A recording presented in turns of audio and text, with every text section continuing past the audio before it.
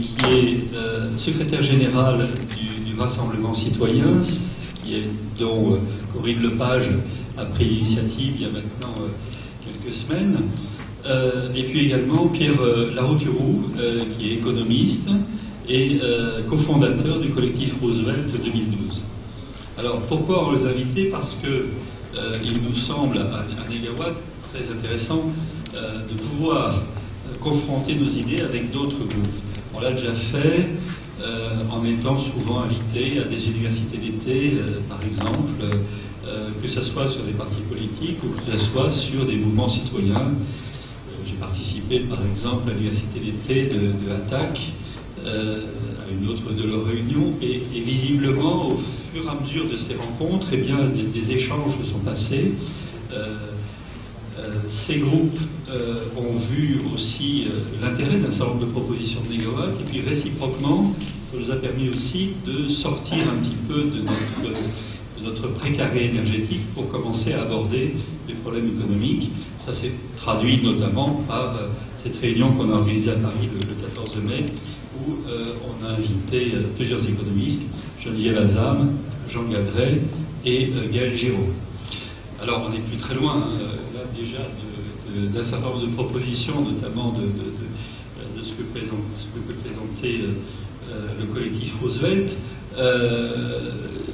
Mais je crois vraiment très sincèrement que face aux problèmes actuels, face au blocage, face au sentiment qui est dominant, qui est on ne peut plus rien faire, tout est bloqué.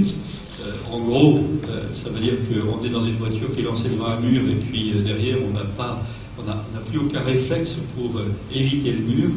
Eh bien, il faut qu'on commence maintenant à travailler en termes d'alliances citoyennes, de rapprochements. Ce n'est pas nécessairement des alliances institutionnelles, mais au moins c'est des rapprochements pour pouvoir discuter ensemble sur un certain nombre de points. Alors, je vais donner la parole dans un premier temps à Jean Rapenne, pour nous présenter à la fois le Rassemblement citoyen et puis également aussi quelques-unes de ses propositions. Le mieux, c'est peut-être comme vous voulez, parce que j'ai vu, ça n'en est pas.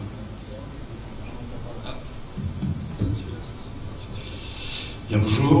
Donc un petit diaporama pour accompagner mon propos.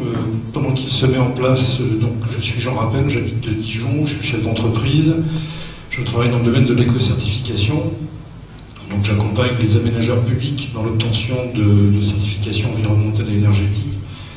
Et je suis entre autres militant associatif et politique au Rassemblement citoyen, et je préside plusieurs associations, notamment de surveillance du C20 Val-Duc en Bourgogne, mais aussi dans le domaine de la gestion des déchets. Donc je suis secrétaire général du Rassemblement citoyen. Le Rassemblement citoyen est né il y a à peu près un an, au moment de l'élection présidentielle, où un certain nombre de signataires avaient appelé à voter François Hollande, et notamment le programme de François Hollande qui nous paraissait, compte tenu du contexte, devant être soutenu. À l'issue de cela, le groupe de signataires s'est revu, s'est structuré, et le 24 mars dernier, à Vincennes, a été lancé le Rassemblement citoyen, qui regroupe à parité des acteurs politiques élus et des acteurs de la vie civique, responsables d'associations. Et la semaine dernière, donc le 29 juin, s'est tenue la Convention nationale, c'est-à-dire l'Assemblée générale, qui a élu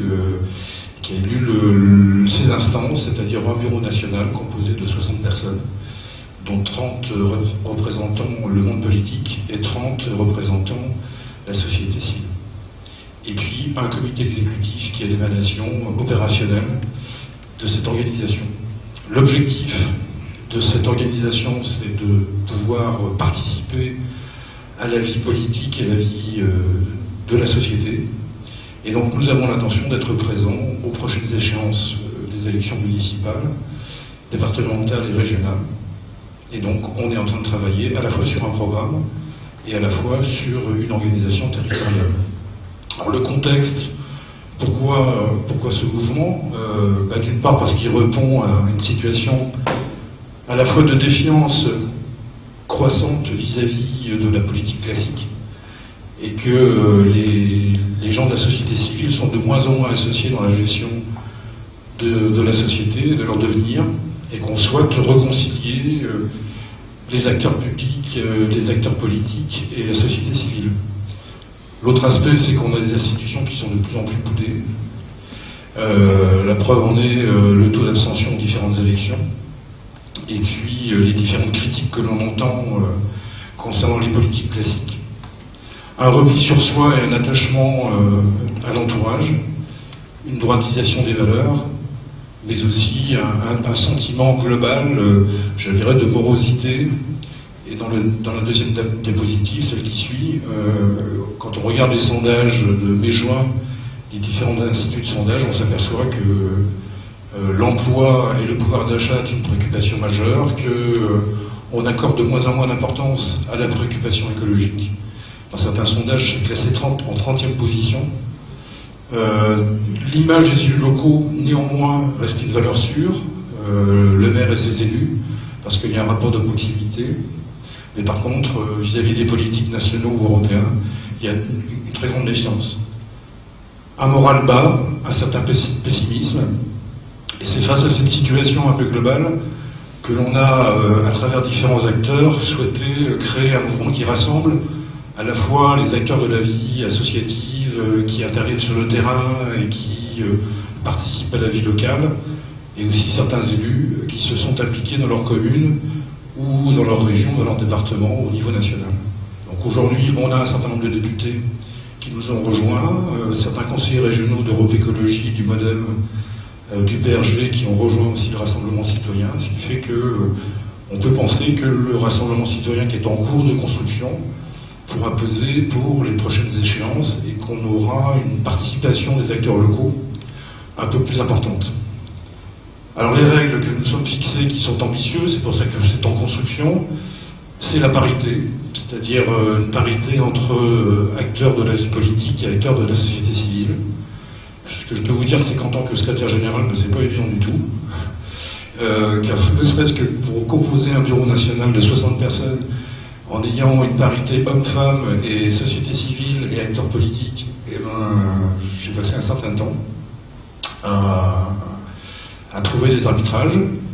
Nous sommes contre le cumul des mandats, ce qui est encore en plus pas du tout évident, puisqu'on a des élus, je prends par exemple le député maire de Château-Thierry qui nous a rejoint et qui est député et maire, et dans la charte des valeurs qu'il a signée, eh ben, il devra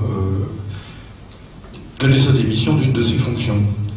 Il en est de même du maire d'Autun, qui est conseiller général et maire de la commune,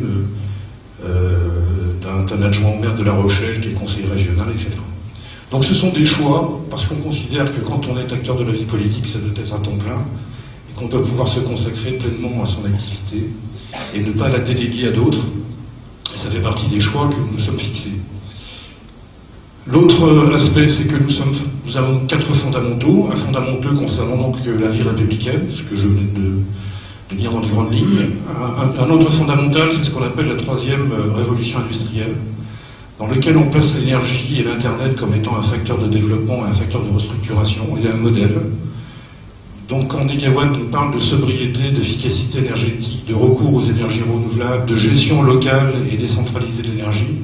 On est tout à fait en phase avec vous, puisque c'est dans les propos et dans notre programme que nous l'avons inscrit depuis le départ, parce que à la fois nous avons en notre sein un certain nombre d'acteurs politiques qui viennent du domaine de l'écologie ou du domaine des démocrates ou des sociodémocrates, et que des partis politiques sont aujourd'hui adhérents, à l'image de CAP 21, du parti du vote blanc, du parti élan démocrate, de République, Humanisme et Écologie, etc. Actuellement, nous sommes en discussion avec Génération Écologie, pour qu'ils rejoignent le rassemblement, et aussi le Parti Pirate. Et on peut penser donc que d'autres partis politiques rejoindront le Rassemblement Citoyen. Voilà en quelques mots une présentation succincte. Donc aujourd'hui, nous sommes présents dans 25 régions, donc on a créé 25 cellules territoriales. La seule région où nous ne sommes pas, c'est la Corse, mais nous sommes dans les îles du Pacifique, dans les îles Atlantiques, la Réunion, les Dom-Tom, etc. Nous créons donc maintenant des cellules départementales et locales. Donc nous sommes présents à Grenoble, à Angers, à La Rochelle, à Poitiers, où donc sont en train de se constituer des groupes de travail pour les municipales 2014 et un travail sur le fond. Très bien, merci de cette présentation. Un mot quand même sur les orientations énergétiques du rassemblement dans ces grandes lignes. Alors dans ces grandes lignes, nous sommes à la fois conscients que la gestion de l'énergie et la transition énergétique est une nécessité et un modèle économique, que c'est à la fois un levier de développement de l'emploi, mais aussi c'est un modèle de société, puisque le système aujourd'hui de centralisation que nous connaissons, à la fois ne permet pas aux acteurs locaux et aux acteurs citoyens de prendre en charge son devenir, et que nous défendons l'idée d'une décentralisation, à la fois de la gestion, de la production, mais aussi du management de l'énergie. Donc ça veut dire une politique de sobriété et d'efficacité énergétique efficace, et il va falloir créer les outils, parce que les outils sont que partiellement existants. Il va falloir développer des énergies renouvelables locales, et non pas les gros projets dont on entend parler. Les projets de gazéification, les appels d'offres de la Commission de régulation de l'énergie, tous ces projets complètement aberrants et qui déstructurent les marchés, notamment les marchés de la biomasse. Et puis de pouvoir aussi créer des modèles de gestion dans lesquels les collectivités territoriales entre eux sont partie prenante. On a un certain nombre d'exemples de communes en France qui sont exemplaires sur ce sujet. Je pense à Montdidier, je pense à des régies municipales de production d'énergie qui paraissent tout à fait pertinentes à développer. Et il y a peut-être des outils nouveaux à créer, comme en ce moment en Côte d'Or, le syndicat d'électrification réfléchit à la création d'une SEM qui va porter des projets locaux d'énergie renouvelable. Donc c'est toutes ces expériences-là que nous pensons qu'il faut accompagner et développer.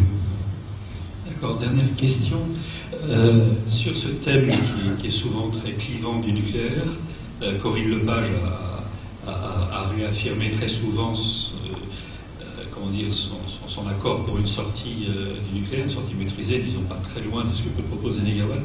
Est-ce que c'est partagé au sein du rassemblement? Oui, c'est tout à fait partagé, puisque la Charte des valeurs met ce point en avant dans les premiers paragraphes de la Charte, et que les associations qui ont rejoint, ou les responsables d'associations qui ont rejoint le Rassemblement citoyen en sont signataires.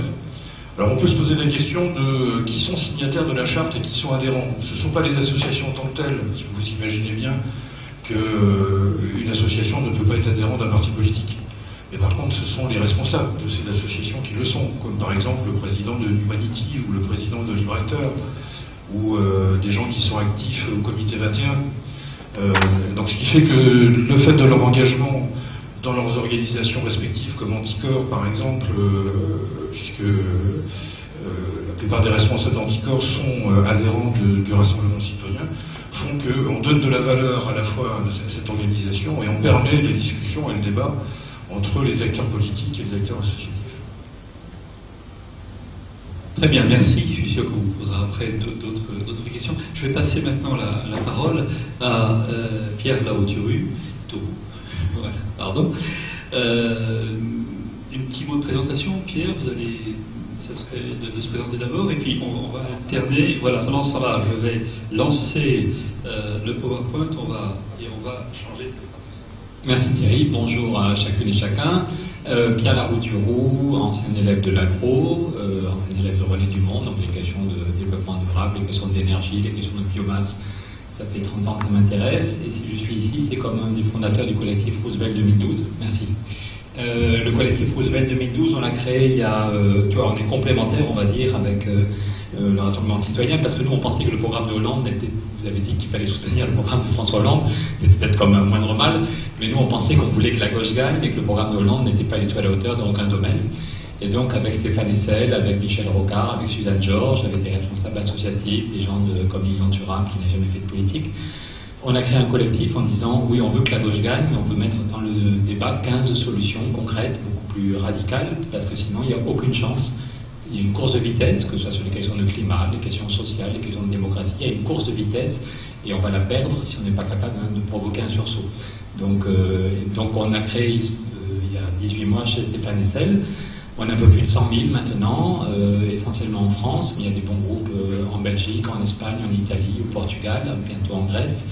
Et donc notre but est de pousser les politiques et les partenaires sociaux au courage pour leur expliquer que c'est dommage que Denis Baupin ne soit pas resté. Quand Denis disait tout à l'heure on a gagné culturellement, il y a peut-être des domaines où on a gagné, mais j'ai peur, si on n'est vraiment pas capable d'accélérer, j'ai peur qu'on perde globalement la partie.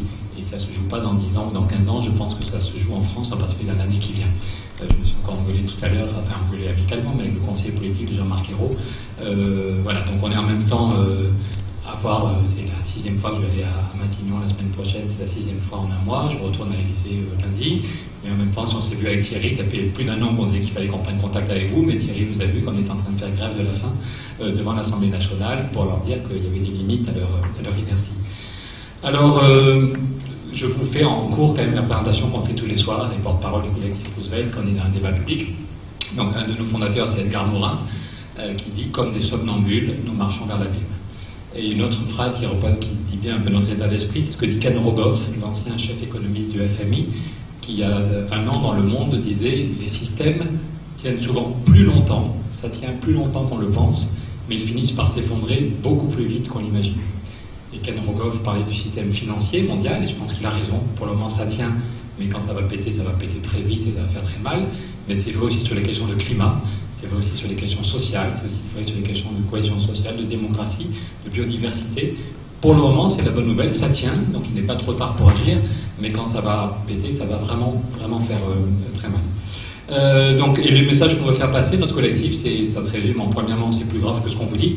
Un jour, je me suis frité un peu avec un conseiller du Premier ministre qui m'expliquait qu'on était dans une petite récession, comme on en a connu 4 depuis 40 ans. Je dis non, on n'est pas dans une petite récession, on est dans un effondrement au ralenti, mais on n'est pas dans une petite récession, comme on en a connu 4 depuis 40 ans. Donc c'est plus grave que ce qu'on peut penser. Deuxièmement, c'est plutôt plus joyeux, on a tous les moyens de s'en sortir.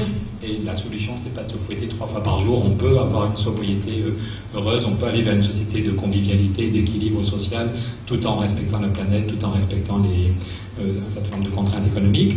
Et troisième point, c'est maintenant que ça se joue, et ça ne peut bouger que si un maximum de citoyens se mettent en mouvement.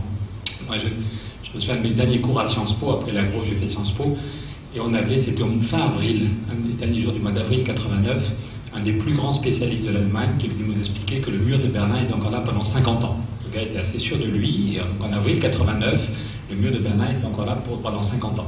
Et au début, vous pouvez prendre le petit bouquin en sortant, il va arriver du collectif Roosevelt, c'est gratos, comme on ne vous a rien donné pour Noël, on se rattrape au mois de juillet. Vous verrez que ça commence par Václav Havel et ça finit par Václav Havel. Et Václav Havel dit « Le peuple s'est réveillé avec une rapidité bouleversante ».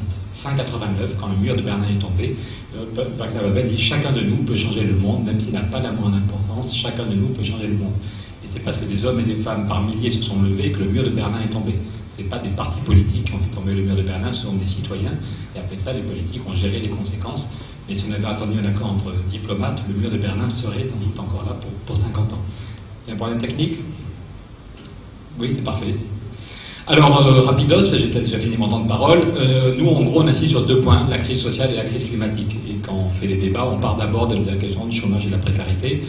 Il y a la gravité de la situation, vous le savez, c'est la courbe du chômage, 1 400 000 chômeurs en plus.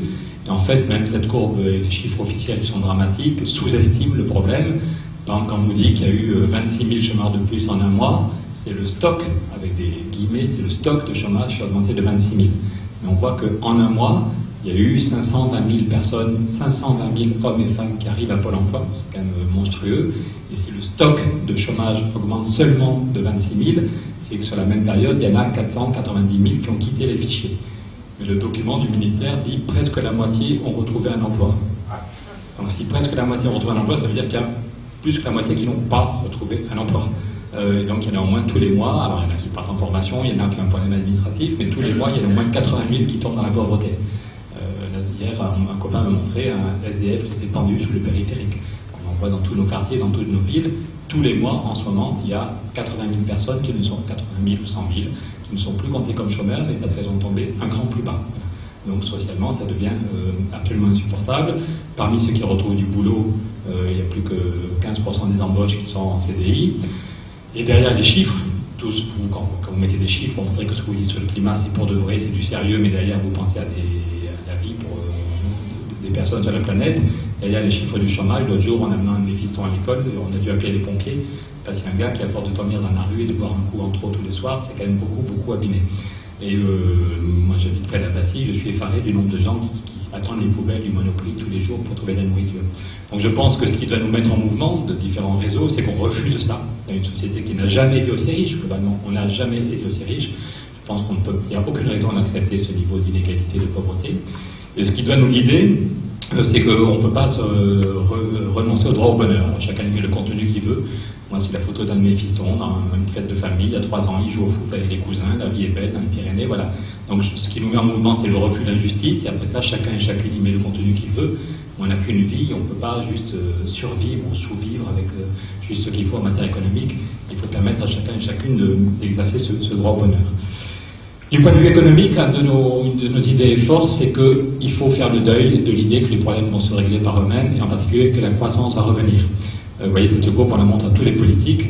On était tout fiers parce que la semaine dernière, dans le Sud-Ouest, donc c'est même des journaux qui, c'est pas des journaux archi convaincus, Politis dit ça depuis 15 ans, mais même à la une de Sud-Ouest, c'était le président socialiste, était le seul à croire encore au retour de la croissance.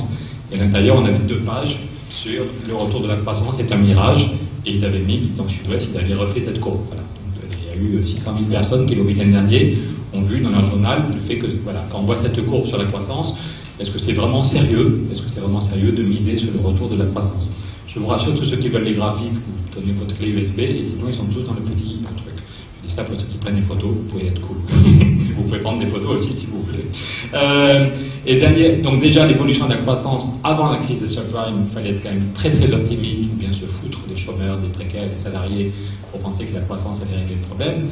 Mais maintenant que la crise des subprimes a éclaté, la plupart des économistes se disent que le scénario le plus optimiste en termes économiques, c'est un scénario à la japonaise. Moi, quand j'étais à Sciences Po, on nous expliquait que le Japon allait dominer l'économie mondiale au XXIe siècle. En fait, c'était juste une bulle, et depuis que la bulle a éclaté, le Japon a seulement 0,7 de croissance. 0,7. Alors qu'ils ont tout fait au maximum pour relancer la croissance. Ils ont fait des plans de relance pharaoniques, ils ont mis du béton partout, sur quelques collines sacrées, sinon ils ont foutu du béton partout où il fallait mettre du béton. Ils ont fait la politique industrielle et la politique de recherche la plus ambitieuse et la chose la plus positive. Ils ont mis des taux d'intérêt à 0. On ne peut pas faire plus agressif pour relancer l'investissement, faire baisser la monnaie, muscler les exportations.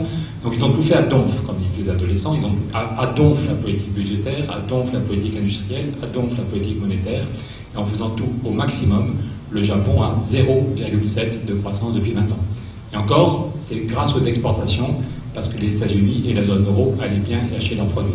Mais comme on est tous en train de tomber dans la même trappe, à part Jacques Cheminade qui pense qu'il faut exporter vers la Lune et vers Mars, mais l'année prochaine vous devriez l'inviter, c'est un mec assez créatif, mais comme tous nos pays sont en train de tomber dans la même trappe, pardon, je suis sérieux sur le fond, mais j'ai besoin de faire des blagues nulles de temps en temps. Donc, mais comme tous nos pays sont en train de tomber dans la même trappe, on ne peut pas tous compter sur nos exportations vers le voisin pour relancer la croissance. Des moments où ce n'est pas drôle, tous les pays sont maintenant, c'est le Brésil, c'est la Chine, c'est l'Inde, tous les pays, l'Allemagne en récession, moins 0,6 en 6 mois. Donc ce n'est pas sérieux de dire que la croissance va revenir de chez le voisin et que youpla-boum, les problèmes vont se régler tout seuls. Et quand je dis que le scénario à la japonaise est le plus optimiste, c'est parce qu'il y a au moins 2 bombes dans l'économie mondiale. La question de la dette aux États-Unis.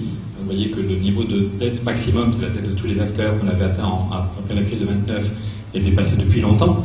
Et qu'encore hier, on a vu des chiffres du chômage qui montrent que même en mettant un déficit maximal, il n'arrive pas à sortir de la trappe.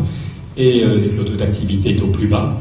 Je vais faire court, sinon Thierry va me couper la parole. Donc même en mettant des déficits colossaux, le taux d'activité, il n'y a plus que 63% des Américains qui sont actifs. Et l'autre bulle, la bombe, c'est la Chine. C'est vraiment, ça me réveille la nuit. La Chine est le pays du monde le plus instable. Et même en mettant 30% du PIB pour relancer l'économie, rien que les crédits privés, la bulle immobilière a pété. Ça y est, c'est pire qu'en Espagne. C'était une bulle immobilière plus grosse qu'elle n'était en Espagne, et même pendant 2 ans, le gouvernement chinois a essayé de mentir, et maintenant c'est officiel. Donc on voit, chaque semaine, il y a un indice que le système est en train de craquer en Chine. Donc, pour toutes ces... Et l'autre jour, on voyait une étude du FMI qui expliquait que la Chine avait augmenté de plus de 40% sa dette totale. 40% du PIB, ils ont mis sur la table en un an entre la dette privée et la dette publique. Et malgré ça, l'activité est à 0. Vous voyez la consommation d'électricité, qui est un indicateur qu'ils ont du mal à pipoter. Ils sont plus proches d'une croissance 0 que d'un ralentissement à 5 ou 6%, comme ils disent. Et une heure après que le FMI ait sorti ses chiffres, il y a Taïwan qui a annoncé qu'il installait 50 missiles tournés vers les bases militaires chinoises. Donc on n'est pas sûr que la crise de 29 n'a pas bien fini, vu les atrocités que le Japon a fait dans la Deuxième Guerre mondiale et l'envie de millions de Chinois de faire le match retour contre le Japon. Si ça pète socialement et politiquement en Chine, on ne sait pas trop comment ça finit. J'en viens à la question du climat, qui pour vous est évidente, donc je vais pas aller plus vite, mais c'est un principe de notre déroulé, qu'il faut en même temps, c'est pas de chance, mais c'est comme ça, régler la question sociale, régler la question financière, et aussi, en même temps, on n'a pas le choix de s'occuper des questions du climat et d'énergie. On montre comment par Meadows, qui avait rédigé le rapport pour le Club de Rome en 72, Henri Canet, là, il avait obtenu le plus grand prix scientifique japonais, que tous les scientifiques japonais disaient en 2009, il serait temps de prendre au sérieux le fait qu'on est sur une planète finie. Vous connaissez cette courbe par cœur, le fait qu'on consomme de plus en plus de pétrole et qu'on en découvre de moins en moins, donc on comprend que ça puisse poser des problèmes. Je vais très vite sur les réserves mondiales de certaines ressources. Hélas, pour le charbon, on n'a pas encore de... Hélas, il y a beaucoup de charbon, mais que d'autres ressources, vous connaissez ça par cœur. Voilà. Le problème économique, de la question de l'énergie, non mais bon, d'habitude je fais longuement, mais là j'ai les problèmes politiques, quand on déroule le tapis vert devant Poutine parce qu'il a du gaz, donc on voit que notre dépendance aux énergies fossiles est un problème à tout point de vue, et la question du climat. Toutes les études montrent que depuis toutes les études faites pour Rio plus 20 montrent qu'on n'a fait aucun progrès. Ça, c'est l'étude qui a été publiée, donc on voit décennie par décennie. Je peux vous dire que mon petit village des Pyrénées, je vois très bien ce que c'est que le dérèglement climatique. J'ai une maison, une vieille grange à 1300 mètres d'altitude, un endroit magnifique, il y a des marmottes et tout ça. Depuis quelques années, on n'a plus d'eau à la fin du mois de novembre, parce qu'on capte une source qui en principe a toujours été abondante. Et puis là, il y a quelques jours où on n'a plus d'eau, parce que les névés qui sont en haut ont fini de fondre. C'est pas grave, on se lève au village, mais c'est quand même... Voilà. Et puis là, cette année, on ne pourra pas partir parce que la route a été emportée. Donc, à cause il y a eu 7 mètres de neige cet hiver, et les pluies et la fonte des neiges, voilà. Donc on voit très bien, c'est pas grave quand ça concerne que quelques familles, mais quand il y aura des centaines de millions de gens sur les contreforts de l'Himalaya qui n'auront plus d'eau pendant un mois, qui seront dévastés, c'est pas pour rien si le GIEC a eu le prix Nobel de la paix, c'est bien la paix qui est en cause si on laisse le dérèglement climatique nous échapper. Donc pour toutes ces raisons, je ne vous insiste pas devant vous, le doute n'est plus possible, quand même uniquerait ce qu'on explique, parce qu'il y a encore des gens qui nous disent quand même que le dérèglement climatique, on n'en est pas sûr. Vous voyez, quand le premier réassureur mondial explique que les événements météorologiques extrêmes ont triplé depuis 30 ans, on a vu les inondations il y a 3 semaines en Allemagne, on a vu les sécheresses en Russie l'été dernier, on voit, je vous dis, mon village de Pyrénées qui est coupé du monde. Il n'y a aucun doute, et là, c'est même Claude Allègre a dû avaler son chapeau il y a quelque temps dans l'Académie des sciences. Donc voilà, pour toutes ces raisons, on pense que la gauche qui est au pouvoir en France, son but n'est pas d'avoir une gestion comptable et de rassurer les marchés financiers, mais que pour de vrai, il faut inventer un nouveau modèle de développement en s'attaquant en même temps à la crise sociale, à la crise financière, à la crise énergétique, à la crise climatique, et que bonne nouvelle, il y a des solutions et qu'on peut apporter des réponses à la crise de l'emploi, y compris en prenant le taureau par les cornes. Alors je pense que j'ai dépassé mon temps de parole largement. Oui, tu ne dis pas non, ça veut dire que c'est oui. Et donc, on reviendra dans le débat si vous voulez sur les solutions. Donc on met en avant 15 propositions. Et ce qu'on apporte par rapport à vous, on n'a pas votre compétence, on pioche largement dans votre scénario.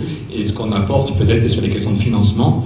Donc sur les questions de financement, on montre qu'une des raisons de la... J'ai vraiment fini en 2 minutes, Thierry. Non mais je pense que tu peux développer quelques minutes pour développer les solutions justement. Ok, non mais je voulais laisser la place au débat. On pense qu'un des problèmes, c'est que sur la crise économique, on voit bien qu'elle est en train de revenir s'aggraver, c'est que nos politiques sont paumées et ne comprennent pas la crise. Il y a un an, une fois en quittant l'Élysée, au bout d'1 heure et demie, avec 2 des principaux conseillers de François Hollande, ils étaient en retard pour un point de presse, donc on déballe l'escalier de l'Élysée, puis ils me disent au revoir, et l'un d'eux me dit, Pierre, c'est pas en se voyant une fois par semaine qu'on va y arriver, je voudrais qu'on travaille ensemble de façon plus organisée.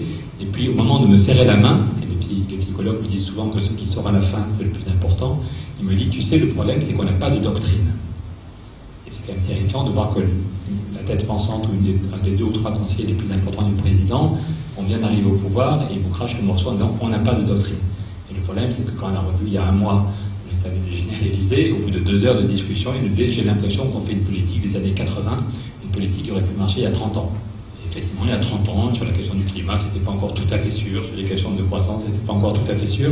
Et c'est terrifiant de voir que vous êtes à l'Élysée et que le principal conseiller du président vous dit lui-même qu'on fait une politique qui a 30 ans de retard. Et donc nous, on leur dit qu'il faut d'abord comprendre la crise. d'où vient la crise. Et cette courbe, elle est fondamentale pour comprendre la crise financière et le problème de la dette.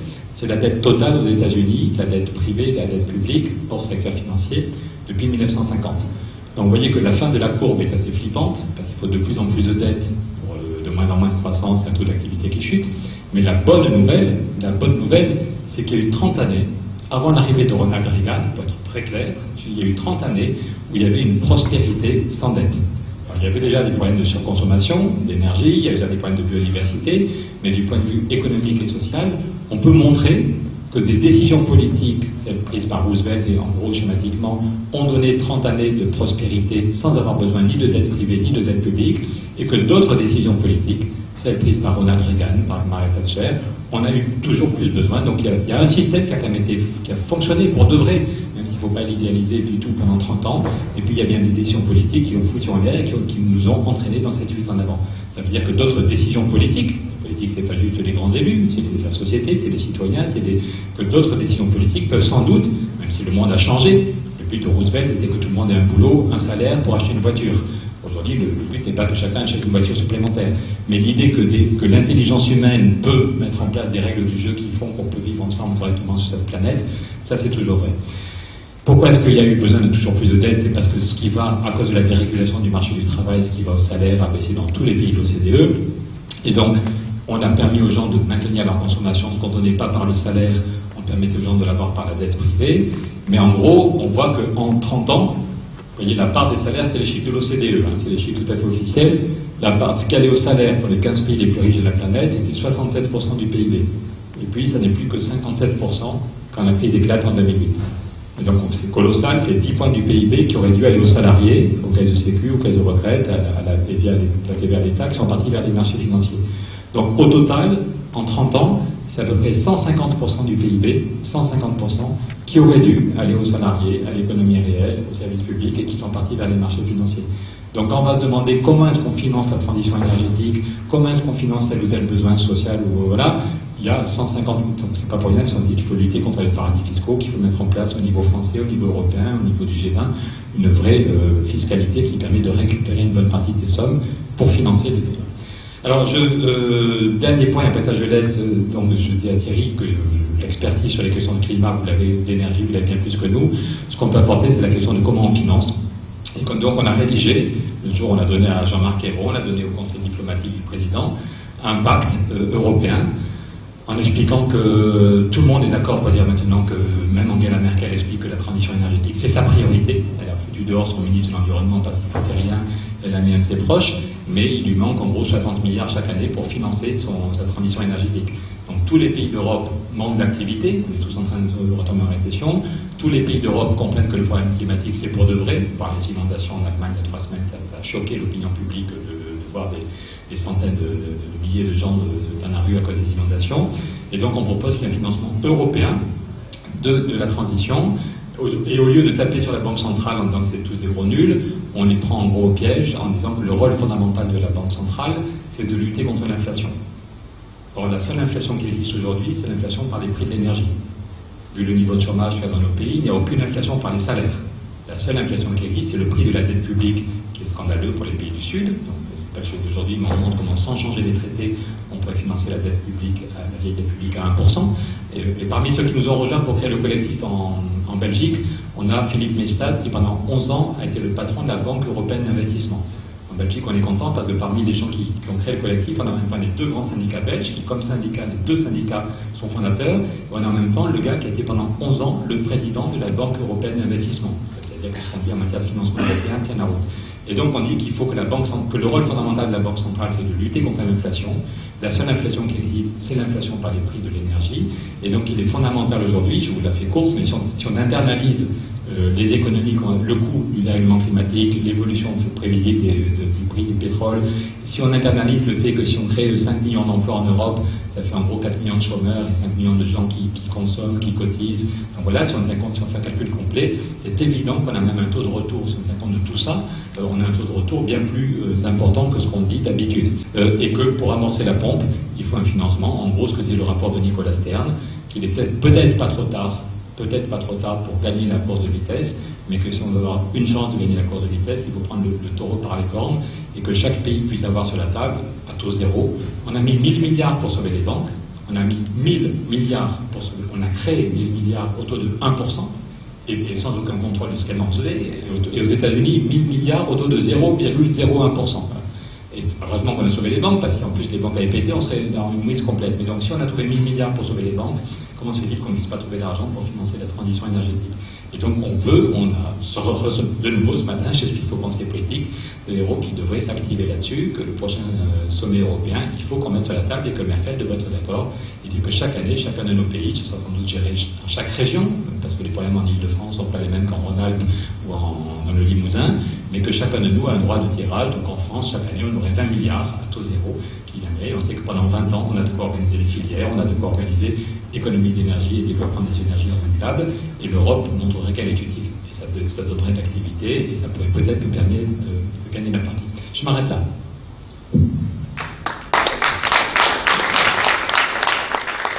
Merci Pierre. Deux petites questions avant de passer à celle de la salle. On a reçu, lors d'une rencontre qu'on a fait le 14 mai dernier, Gaël Giraud et Jean Gadret.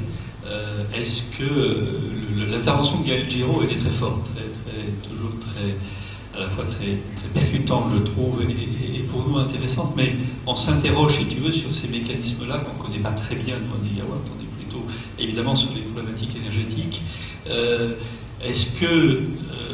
Comment faire? Est-ce que c'est pas le moment, justement, d'arriver à collaborer pour que on aille, ce matin, si tu veux, une question disait, bon, c'est bien, on est OK, on dit des choses, etc., mais il faut vraiment rentrer dans la mécanique, carrément au conseiller dont tu parlais, lui donner l'arrêté, le diable étant évidemment dans les détails, il faut enlever le diable au départ. Est-ce que vous en êtes là? Et est-ce que là, il y a des possibilités de collaboration? Mais si je suis là alors qu'il fait beau et que j'ai une femme et des enfants, c'est que je pense qu'il y a des capacités de collaboration et même une utilité à rassembler nos forces pour avoir plus d'expertise, plus de force de frappe. Et je pense effectivement que là, on va revoir Jean-Marc Ayrault, je vous dis lundi, je suis à l'Élysée, donc on va, en même temps, on leur donne les documents clés en main, de même qu'on avait rédigé en 2003 un traité de convergence sociale. Vous voyez là, c'est Romano Prodi qui nous avait reçus. À côté, c'est le monsieur avec un de pape, c'est Elodie Roupeau, qui est actuellement le Premier ministre belge. On avait 400 parlementaires de 9 pays qui avaient signé. Et devant toutes les caméras, Romano Prodi avait dit qu'il fallait que Giscard intègre le traité de convergence sociale dans les traités européens, ce que Giscard n'avait pas voulu. On va relancer en septembre une offensive. Donc il faut qu'on en parle, Thierry, et que vous ayez le temps aux instants d'y réfléchir, mais avec des syndicats belges, allemands, espagnols, polonais, qu'on voudrait en même temps relancer l'initiative sur le traité de l'Europe sociale et sur le pacte énergie-climat, et sans doute lancer une initiative européenne, parce que vous avez vu que sur l'eau, la première initiative citoyenne a marqué des points. Michel Barnier a dit que la question de l'eau serait enlevée du coup des négociations que Barnier, il y a 15 jours, suite à l'initiative citoyenne européenne, a dit qu'effectivement la question de l'eau c'était un bien commun et que ça ne pouvait pas être traité comme les autres denrées. Et donc on est en train de préparer, une fois que l'élection de Merkel sera passée, on pense qu'il y a vraiment une fenêtre pour dire l'Europe démocratique c'est maintenant, l'Europe sociale c'est maintenant, l'Europe avec un pacte énergie-climat pouvoir d'achat c'est maintenant. Donc on est en train, ça fait juste 3 semaines qu'on prépare, mais on en reparle quand vous voulez, pour rassembler nos forces. Chacun gardera des activités propres, mais je pense qu'on reste d'allure. Ce matin, là, j'ai bien des mouvements de chômeurs précaires. Enfin, je pense que ça aurait l'allure et la force que nos réseaux travaillent ensemble pour obtenir ça. Ok. Travailler ensemble, ok, mais avant, il faut qu'il y ait un certain nombre de questions qui coincent et sur lesquelles il faut, au départ, bien se mettre d'accord ou bien comprendre. Moi, j'ai beaucoup aimé votre livre, le livre qui vient de sortir, La gauche n'a plus droit à l'erreur. Sauf la page 208. Alors, c'est pas un guet-apens, hein, mais la page 208, c'est une ode au nucléaire, c'est une ode à la génération 4 nucléaire, etc. Et nous, là, ça coince complètement, et on considère même que les éléments là-dessus que vous amenez, sur lequel vous prenez parti par rapport au changement climatique, hein, j'ai bien compris, bien entendu, en réalité, font partie de la problématique de la crise. et font problème parce que ça fait partie justement des éléments pour lesquels ça ne bouge pas.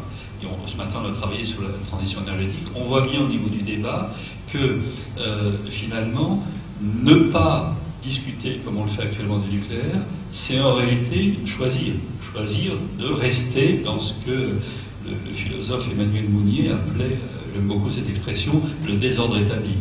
Alors là-dessus, j'ai l'impression un petit peu que votre... je vais être gentil, hein, mais j'ai l'impression quelque part que on a beaucoup à discuter et je pense qu'on a aussi doit amener. À coup sûr, mais après ça, dans le collectif Roosevelt, on est un peu plus de 100 000 et Michel Rocard est un peu à l'extérieur pour la question du nucléaire. D'abord, quand Flammarion m'a proposé de faire ce livre, j'ai d'abord dit non, en me disant qu'on aurait du mal à se mettre d'accord avec Michel. Michel est mon père en politique, je l'adore humainement, mais j'ai d'abord dit non à Flammarion en disant non, il y a tellement de sujets sur lesquels on ne sera pas d'accord que c'est pas la peine d'essayer. Et puis les gens de Flammarion m'ont dit quand même, réfléchissez, parce qu'il y a des en matière économique et sociale, ça vous aiderait, la crédibilité de Rocard, voilà. Donc effectivement, en gros, sur les questions du temps de travail, c'est pas pour rien si maintenant, toutes les semaines, il y a des papiers dans le monde, dans les échos, pour dire que non, la croissance ne reviendra pas, que oui, la question du temps de travail est fondamentale. Et là-dessus, Michel a tout signé, il le dit lui-même, hein, que j'ai rédigé 80% du bouquin, qu'il n'en a fait que 20, et donc je pense que la page 208 est celle sur laquelle on s'est le plus bataillé, parce que la première version, donc ça fait partie des 20% que Michel a rédigé, la première version, c'est qu'il fallait doubler notre parc nucléaire pour faire face à la disette énergétique. Là, j'ai rappelé Flammarion pour dire que ça ne pourrait pas se faire, ce livre, que je me sentais très mal. J'ai expliqué à Michel que c'est nous, avec 3 copains, qui avions lancé le site Stop Fessenheim, et je lui ai expliqué pourquoi il fallait absolument fermer Fessenheim de toute urgence. Et après ça, je lui ai expliqué sur les questions du nucléaire, pourquoi, et sur le gaz de schiste. Donc on a tout enlevé sur le gaz de schiste. Tu as peut-être remarqué qu'il n'y a plus du tout l'éloge du gaz de schiste. Il n'y en a plus une ligne. Et sur la question du nucléaire, on a réussi à conclure qu'il fallait un grand débat. Mais alors qu'au début, dans la première version, c'était doubler le parc nucléaire. Voilà. Après ça, ça n'est pas la position du collectif Roosevelt, c'est un livre signé par 2 et je me retrouve à 99,5% dans tout ce qui est écrit dans ce bouquin. D'accord. Bon, c'est que la moitié de la page 208. Non, mais honnêtement, sur le gaz de schiste, vous vous souvenez quand même quand Michel a expliqué qu'on était bénis des dieux et que ça, il ne le dit plus. Il a dit une fois, et l'autre jour devant le nouvel observateur, il a dit qu'on n'avait pas assez d'informations, et je lui ai rappelé que le gaz de schiste, voilà, et même la durée moyenne aux États-Unis, ce n'est que 3 ans, donc c'est absolument pas une solution. Je réagis un peu là-dessus parce que sur les études maintenant économiques qu'on a pu faire, il est clair que la partie de transition énergétique et créatrice d'emplois, enfin, on a amené énormément de choses qui, je trouve, sur ce plan-là, se retrouvent pas encore dans ce livre et sur lequel on pourrait tout à fait ouvrir un coup sûr. Pardon, mais je t'ai redit qu'il fallait vous rencontrer Michel Rocard, c'est un mec qui est vraiment ouvert au débat et que ce qui l'obsède, c'est le dérèglement climatique. Et que donc il dit qu'aujourd'hui, le photovoltaïque, ce qu'il dit, c'est que en Allemagne, on relance le charbon, et que le charbon, en gros, même par les poussières que ça émet, ça va faire 5 000 morts l'année prochaine en Allemagne, et que tous les mois, il y a plusieurs centaines de personnes qui meurent. Il dit on s'en fout, c'est des Chinois, mais le charbon, ça fait des centaines de morts chaque année, chaque mois. Donc voilà, son raisonnement, c'est on n'est pas capable d'avoir la sobriété, on n'est pas capable d'avoir l'efficacité, donc pour le moment, c'est un moindre mal. Moi, je lui demande avant les dangers du nucléaire et les créations d'emplois qu'on pourrait avoir si on développe la biomasse. Voilà, si partout, dès un système de chauffage était fichu, si on développe la biomasse, on pourrait quand même créer beaucoup d'emplois. Bien sûr. Ok, alors, le temps des questions à Jean Rappen et puis à Pierre Larouturou. Alors, allez-y, il nous reste à peu près une demi-heure. On va essayer de terminer, bien sûr, dans les temps impartis. Il y a un micro-baladeur, oui, auprès de Stéphane Châtelain. Voilà. Comment vous voyez vos initiatives respectives ?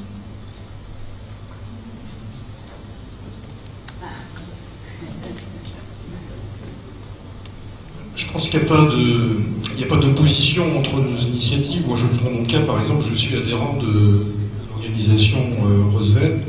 Et en même temps, je suis acteur du Rassemblement citoyen, parce que c'est pas le même positionnement.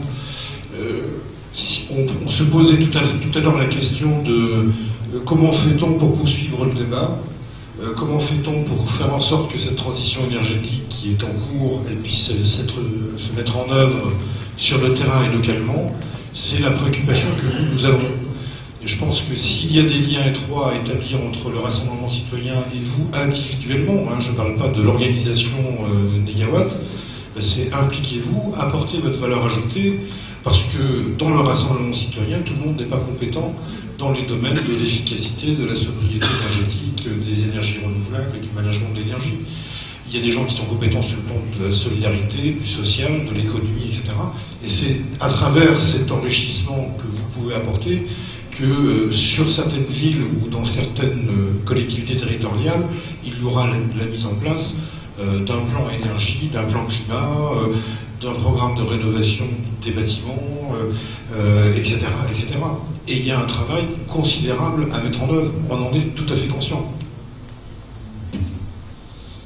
D'autres questions? À moins que vous vouliez Pierre répondre aussi un petit peu à la même, mais posons. Oui. Juste un petit rappel, si vous pouvez vous présenter avant les questions. D'accord, merci. André Lobusson. Bon, c'est vrai que moi j'adhère à. J'avoue franchement, je ne sais pas si j'ai signé ou pas, mais j'adhère à beaucoup d'idées qui sont développées dans Roosevelt 2012. C'est vrai que la question du nucléaire, pour moi, c'est incontournable, je veux dire, telle qu'elle peut être posée actuellement, encore, pour, on va dire, comme subsistance.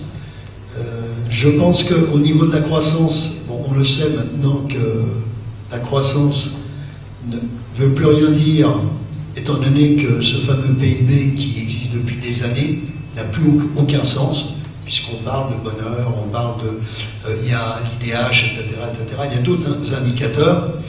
Il y a aussi effectivement une réalité, c'est que c'est toujours, encore maintenant, malheureusement, on a toujours pris l'Allemagne comme référence, alors qu'il faut savoir, j'ai des chiffres par de 60, il faut savoir que depuis 1960, on est en avance sur l'Allemagne au niveau de la croissance.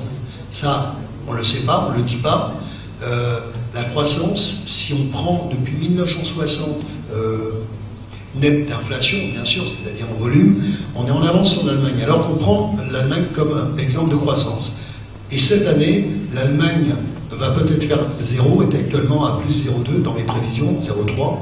La France est à 0 et va être à moins quelque chose. Je partage l'analyse sur la crise économique qui peut très bien se déclencher dans les mois qui viennent, la plus grave crise économique qu'on ait connue.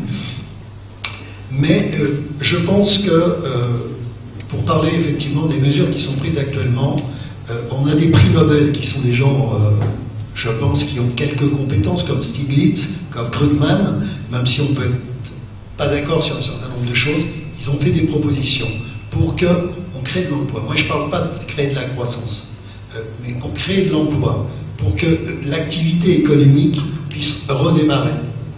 Puisque parler de croissance, ça veut dire qu'on ne tient pas compte des déchets, etc.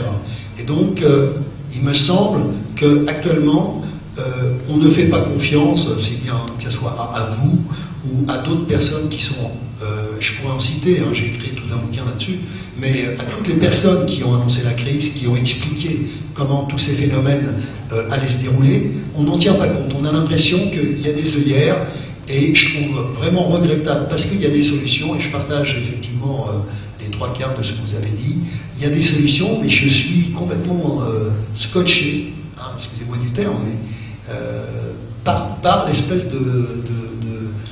d'aveugle, le côté aveugle des gens ce qui amène à douter de leurs compétences. Sur cette question de l'emploi, une question à Pierre.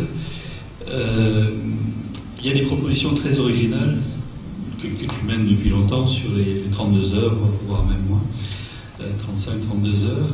Et cette question finalement du temps de partage, du partage derrière de l'emploi, elle est fondamentale et on a beaucoup de mal à Négawatt de l'appréhender. Notamment, on a travaillé et fait une étude sur l'ensemble des emplois, sur le contenu d'emploi. Cette étude, elle fonctionne de la façon suivante. C'est assez classique. On va prendre, par exemple, sur une éolienne, la partie béton. Et après, tu as le mât métallique, tu as la partie d'électromécanique. On a dans notre scénario une vitesse d'évolution, de croissance du parc éolien, offshore, terrestre, etc. Et donc on arrive à reconstituer le chiffre d'affaires annuel sur le béton des éoliennes, sur les mâts, etc. Et on fait l'analogie avec le secteur correspondant. Le secteur du béton, en gros, va créer tant d'emplois par millions d'euros d'activité. On a donc un potentiel d'activité et puis on a un nombre d'emplois.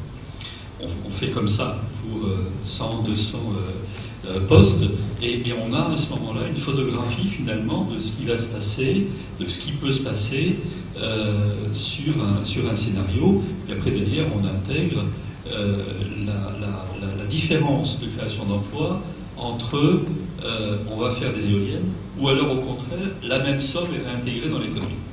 Bon, c'est très bien, ça marche bien. On a sorti une étude, on en a parlé ce matin, qui a fait beaucoup de bruit dans le débat sur la transition énergétique, qui est arrivée, qui est sortie au bon moment, et qui montre que les résultats sont positifs. Mais ma question, c'est elle fonctionne avec des ratios de contenu en emploi tout à fait classiques, tirés de l'INSEE, tirés de l'économie d'il y a 10 ans. L'intégration de 32 heures, par exemple, ou l'intégration d'un passage, quand on réinjecte par exemple dans ce travail-là l'économie réalisée sur la transition énergétique par une moindre importation des fossiles, en fait on le réinjecte classiquement sans regarder de façon globale en quelque sorte, en disant c'est réinjecté dans l'économie d'aujourd'hui.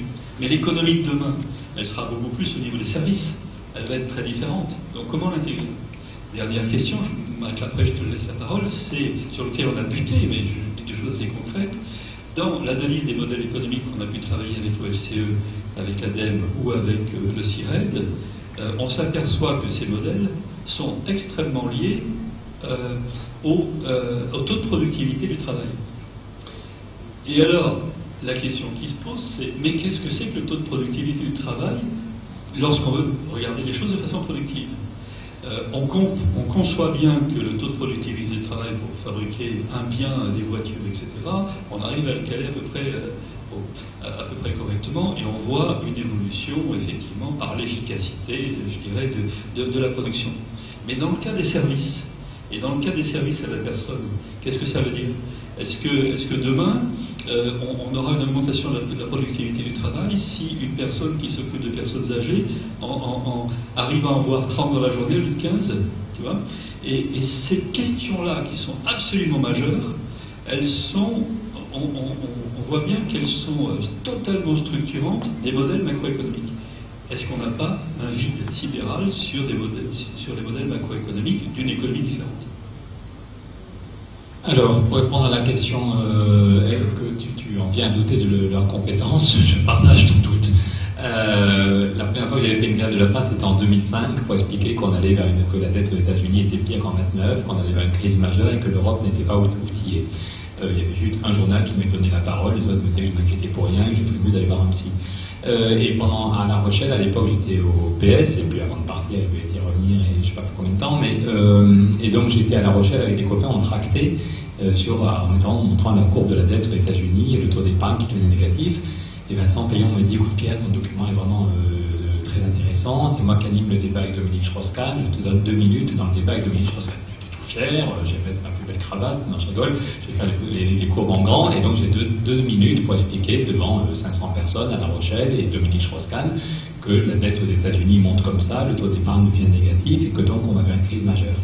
Et Dominique Strauss-Kahn m'a déchiqueté en expliquant que je ne comprenais rien à l'économie, rien aux États-Unis, la roue du roux s'inquiète pour rien, la roue du roux est pessimiste, il n'y a aucun risque de crise aux États-Unis.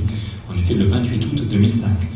Je vous rappelle qu'en février 2007, donc 18 mois plus tard, la HSBC annonce 10 milliards de pertes sur l'activité subprime. Voilà.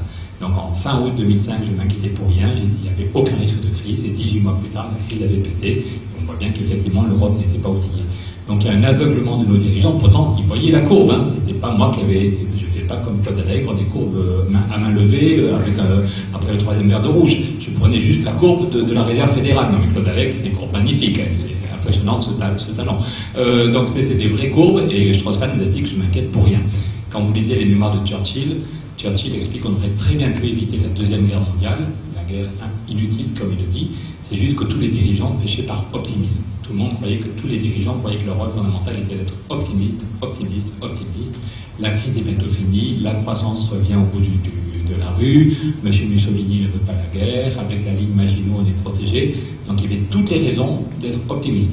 Et une fois que ça pète, les élites partent à la campagne et le peuple s'en prend plein la tronche. Voilà. Et là, c'est le même optimisme sur la question du climat, sur la question sociale, la question financière.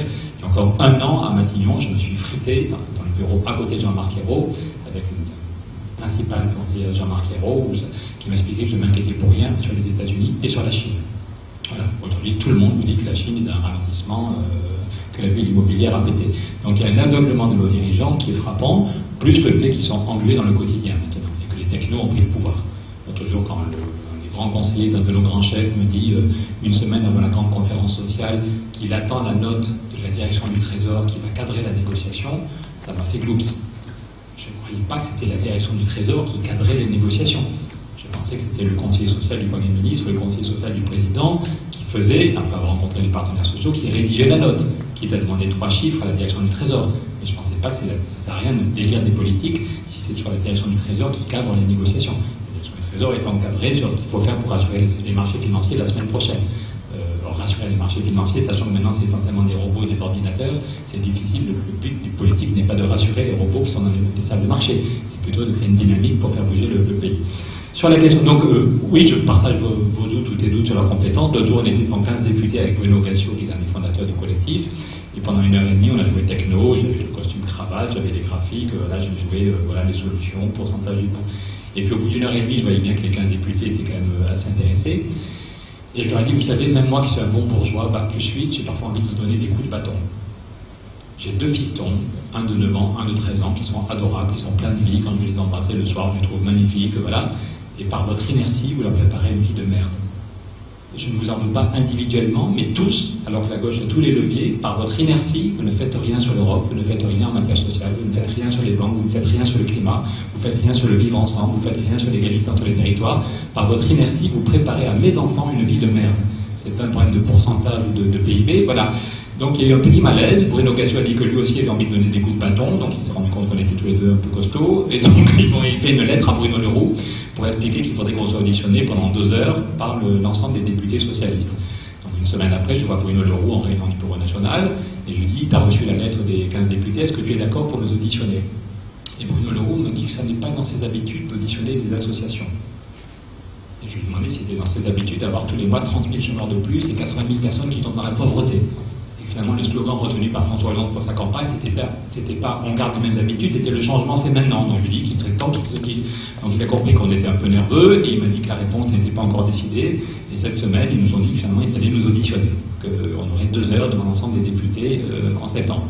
Parce qu'on avait fait les grèves de la faim pendant 4 jours, parce qu'on a eu 2 pages en Libé, 1h30 sur France Culture, et qu'on les ennuie pour être poli, puisqu'on est filmé par tous les bouts possibles. Voilà, donc je pense que vu la gravité de la situation, de façon totalement non violente, il y a beaucoup trop de violence sociale et de violence dans le débat, donc de façon non violente, c'est pour ça qu'on s'est vu, on a fait 4 jours de grève de la faim, on était tous les mardis devant l'Assemblée, et je pense qu'il faut vraiment tout faire, par tous les moyens légaux, pour leur faire comprendre que c'est pas de la blague. Il y a un moment où on aura atteint un point de non-retour, et un moment où ce sera trop tard pour agir. Je pense que voilà, on a demandé la France de organiser en 2015 le grand congrès sur le climat, et on vous annonce qu'on va baisser de -7 ou -9% le budget. C'est juste n'importe quoi. Donc il y a un moment, il faut leur dire que c'est pas un problème théorique, c'est pas de la blague, ils sont obligés de bouger. Donc en septembre, on leur a dit au Premier ministre qu'on lui laissait jusqu'au 30 août, et qu'après le 30 août, s'il n'y avait pas un changement dans la politique très clair, on serait beaucoup moins gentil. On avait été très gentil. Non mais sans rien, on s'était dit que notre but était d'avoir une communication bourgeoise et d'améliorer notre crédibilité. Donc le bouquin avec Rocard a permis ça. Et donc on s'était dit que ce printemps, on a joué bourgeoise, crédibilité. Mais à partir du début septembre, je pense qu'on sera beaucoup moins gentil parce qu'il faut absolument les réveiller.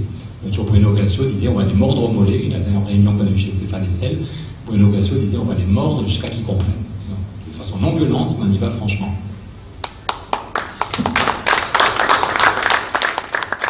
tu es encore au PS? Oui. Mais pourquoi vous travaillez de mais je ne sais pas si ce sera le cas encore le 15 septembre. Je ne sais pas, ni même le 15 octobre. C'est un débat collectif qu'on aura entre nous au sein du collectif. Mais au sein du collectif, il y a des gens qui sont au front de gauche, il y a des gens qui sont au Modem, il y a des gens qui sont dans aucun parti.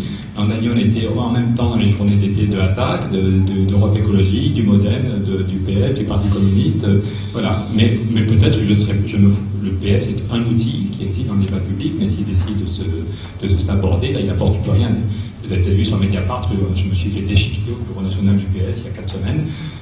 Parce qu'on avait un camion, ça les a beaucoup énervé, mais on avait un camion avec une affiche de 2 mètres sur 3 qui tous les mardis fait le tour de l'Assemblée avec la courbe de la croissance. Et puis avec Bruno Gassio, et puis on a écoulé 800 tracts avec Benjamin qui est là et puis des militants.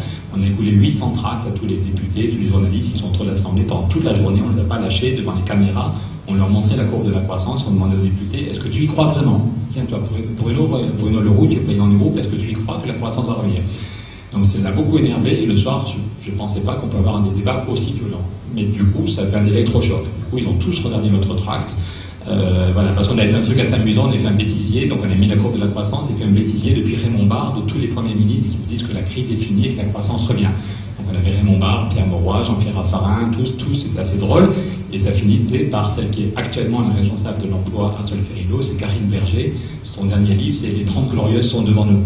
Donc il y a un effet comique, quand vous les voyez tous, quand vous voyez la courbe de la croissance, le fait que la bulle immobilière explose en Chine et que le Japon atterrit, et Karine Berger qui vous dit, vous inquiétez pas, les 30 Glorieuses sont devant nous, nous on trouvait ça comique, eux ils n'ont pas trouvé ça drôle du tout.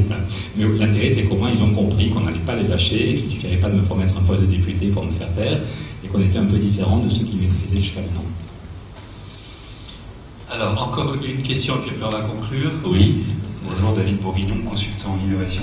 J'ai une question un peu philosophique. Je partage beaucoup des opinions exprimées, mais je suis un peu gêné sur la référence en fait à Roosevelt et à l'idée de la relance par finalement l'argent. Est-ce qu'on n'est pas finalement en train de reproduire quelque chose qui nous a amené aujourd'hui à une situation problématique? Hier, il y avait une très bonne exposé d'un professeur indien qui s'appelle Anil Gupta, qui parlait d'innovation frugale. Et je me demande si en fait la crise, donc le manque d'argent très concret aujourd'hui, n'est pas aussi une opportunité pour se poser des questions sur qu'est-ce qu'on en fait de cet argent, pourquoi est-il nécessaire d'avoir beaucoup d'argent pour se comporter de manière intelligente avec de l'énergie? Pourquoi est-il nécessaire d'avoir beaucoup d'argent pour créer des emplois? Pourquoi est-il nécessaire forcément d'avoir des maisons qui ne consomment aucune énergie pour se sentir bien dedans? Tout un tas de questions qui aujourd'hui semblent un peu évacuées. Les ingénieurs disent on a besoin de tant d'argent pour faire une rénovation énergétique. Moi j'ai envie de leur demander, est-ce que cette rénovation énergétique correspond à la pratique des habitants de ce bâtiment? Est-ce que cette rénovation énergétique est même désirée par les gens qui vont l'habiter?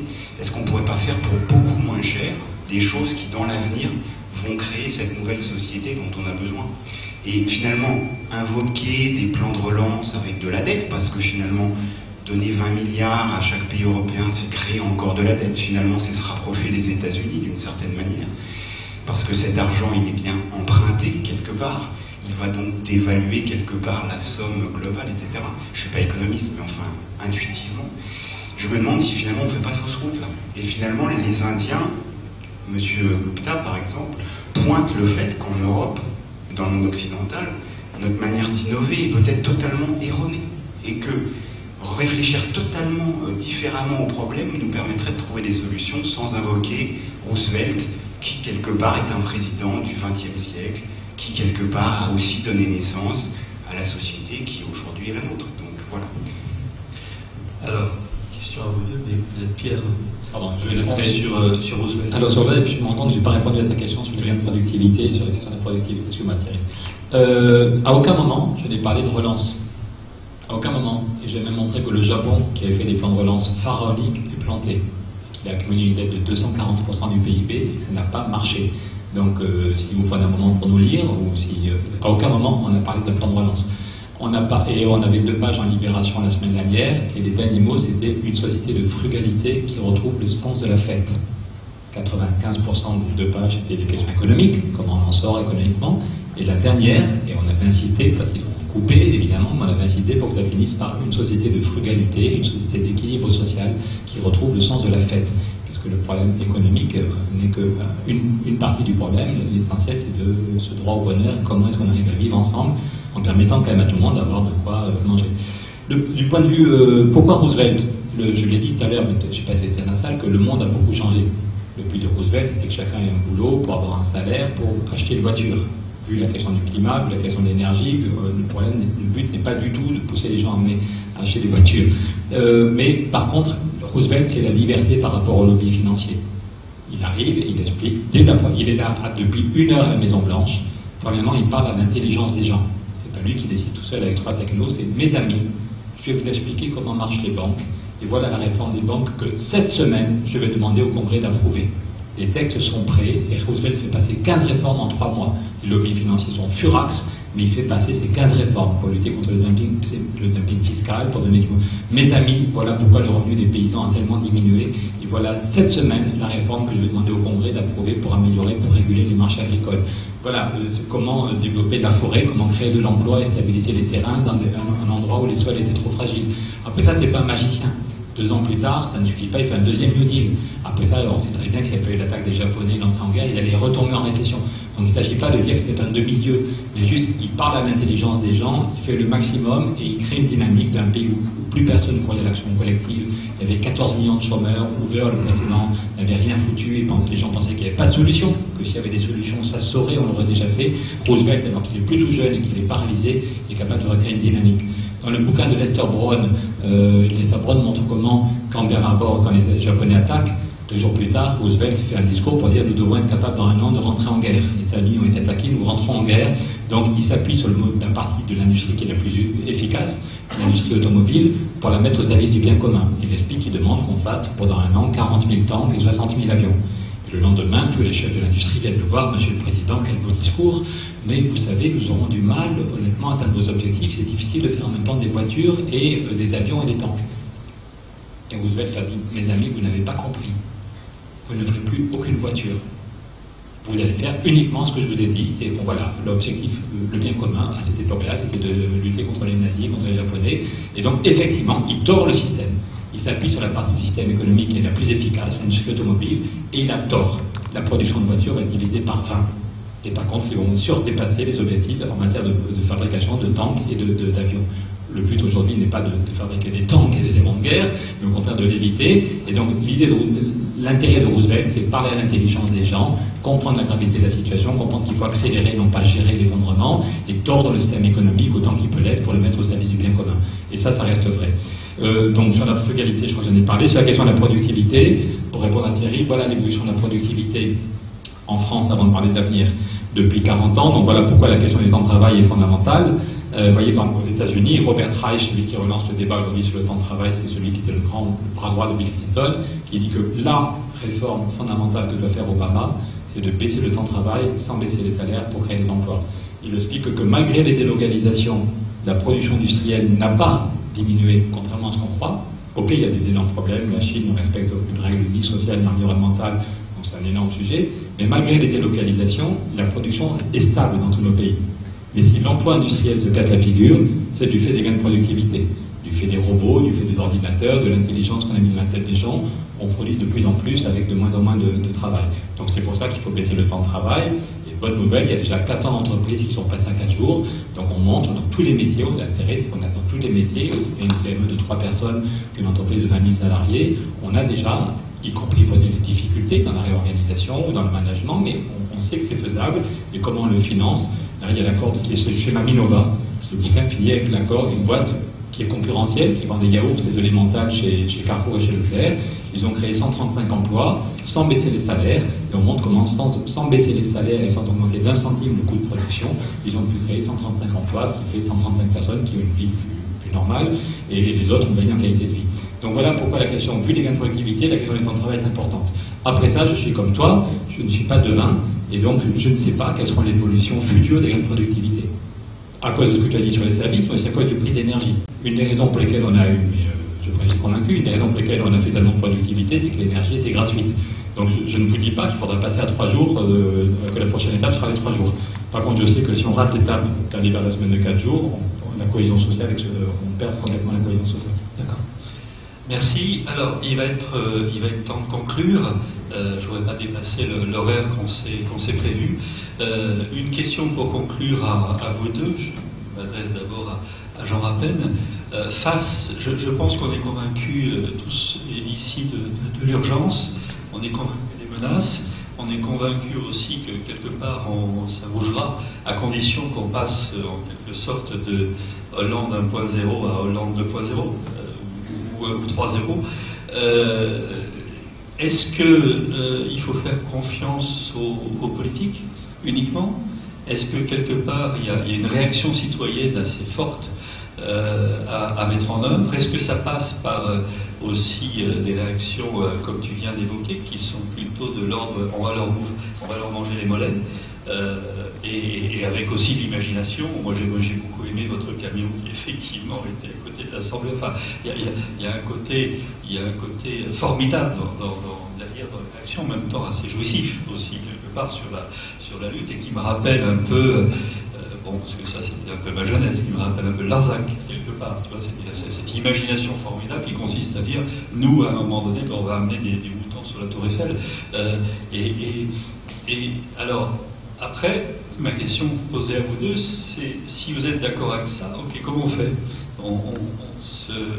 Quand est-ce qu'on se retrouve? Quand est-ce qu'on démarre? Est-ce qu'on a encore le temps?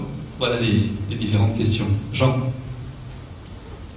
Je crois que c'est dans les fondements même du rassemblement citoyen, c'est-à-dire rendre aux citoyens le choix de leur destin. Et donc par là même, ne plus faire confiance aux politiques classiques dans la gestion de la société, du quotidien et de leurs projets. Donc la chose n'est pas simple. D'une part, ça veut dire qu'il faut qu'on se forme, qu'il faut qu'on s'adapte, il faut qu'on acquiert de la compétence, il faut qu'on acquiert des nouveaux outils. Donc c'est un chantier ambitieux. On a besoin de chacun, c'est évident. Ça veut dire que dans les prochains rendez-vous que nous avons, on aura plaisir à vous y retrouver. On a une université d'été une université de rentrée le 5 et 6 octobre prochain, et c'est avec plaisir qu'on invitera Négawatt à nous joindre à nous, parce que la thématique de la transition énergétique sera abordée et par là même autant s'appuyer sur des compétences. Et puis, nous travaillons, je vous parlais des référents régionaux et des cellules qui se mettaient en place. Moi, je vous invite à rejoindre le site internet lerassemblementcitoyen.fr, de prendre contact avec les référents régionaux et de même vous mettre en contact avec eux pour travailler ensemble. Merci. Pierre? Encore une fois, si on est là, et ça fait longtemps qu'on voulait travailler avec vous, donc continuons les débats, s'il y a besoin de points, il y a des débats, mais je pense qu'à 80% ou à 90% on est totalement compatibles, et donc c'est le moment d'unir nos forces pour être en même temps plus présents sur les territoires, pour convaincre un maximum de citoyens. Et je crois encore une fois que l'entrée par le chômage et la précarité, et nous, à chaque fois les débats, c'est chômage, précarité, quelles sont les solutions? C'est archi plein. Toujours à Strasbourg, il y avait 110 personnes debout, je les ai comptées, 110, et on en avait refusé. Donc je pense qu'en partant peut-être que, hélas, tu disais tout à l'heure, Jean, que la question du climat, il y a des enquêtes où elle arrive en 30e position, c'est dramatique, mais c'est un fait. Donc peut-être qu'on peut mettre ensemble nos forces pour montrer que répondre au climat est une façon de répondre à la crise de l'emploi. Mais nous, en tout cas, les mots qu'on met en gros sur la fiche, c'est chômage, précarité, retraite. Et puis, mais 5 minutes, on parle quand même des questions de climat et d'énergie. Donc oui, quand vous voulez qu'on se revoie, je ne sais pas quand vous partez en vacances, le bureau de Négawatt, on peut se revoir, on peut changer par mais sans rire, et en même temps il faut quand même qu'on prenne un peu de repos, mais parce que l'automne va être chaud dans tous les sens du terme. Mais voilà, donc nous on est sur l'idée de lancer une initiative fin septembre ou début octobre avec un maximum de réseaux. On travaille avec les gens des Colibri, du Pacte civique, sur des états généraux qui vont être lancés sur 2 ans. L'idée est de peser sur les négociations européennes et puis sur le sommet qui aura lieu fin 2015 en France. On se retrouve le 6 octobre à Bayonne, il y a pas mal d'associations qui vont se retrouver, mais c'est à nous de construire ensemble. On apporte des choses, mais on est aussi preneurs de travailler ensemble. Très bien, merci. Effectivement, rendez-vous dans les début octobre, alors soit avec vous, mais exactement au même moment, on va avoir notre université Négawatt à Metz, le 4 et 5 octobre, et puis le lendemain, effectivement, il y a un grand rassemblement qui est là tout à fait formidable, avec ces Basques, ces formidables Basques qui sont en train aussi de se mobiliser, un rassemblement qui aura lieu le 6. Voilà, merci à vous.